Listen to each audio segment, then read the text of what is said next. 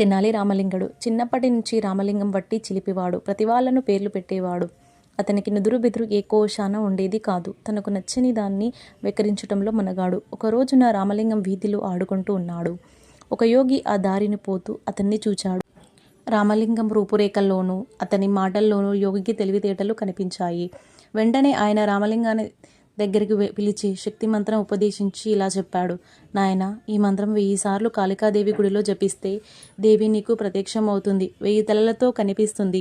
నీవు భయపడకూడదు. అప్పుడు దేవి మెచ్చి నీవు కోరుకున్న వరం ఇస్తుంది అని చెప్పి యోగి వెళ్ళిపోయాడు.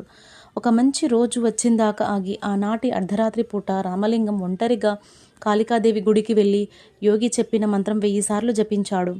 కాళికాదేవి వెంటనే 1000 తలలతో ప్రత్యక్షమైంది.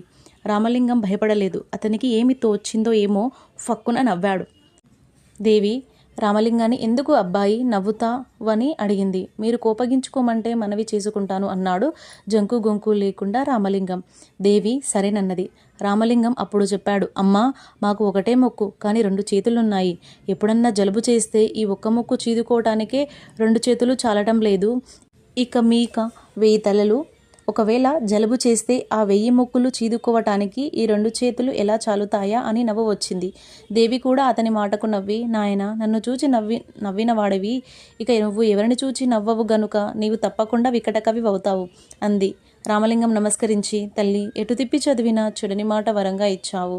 ఇంతకంటే నాకు ఏమి కావాలి అన్నాడు. కాళిక అతని తెలివితేటలకు మెచ్చుకున్నది. వికటకవి అనే మాట ఎటు తిప్పి చదివినా మారేది ఏమి ఉంది? దేవి సంతోషించి మరొక వరం కూడా అతనికి ఇచ్చింది. నీవు రాజాస్థానంలో విదూషకుడకు అవుతావు. అంతేకాదు, నీలాగా పద్యం కూర్చుట మరొకరికి చేతగాదు అని ఆశీర్వదించింది.